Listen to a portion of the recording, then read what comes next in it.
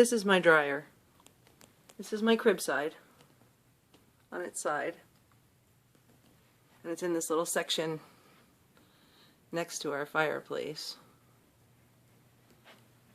And I put a piece of molding on the wall, and it's just friction fit.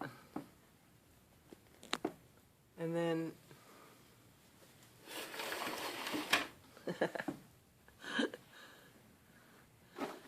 now it's gone.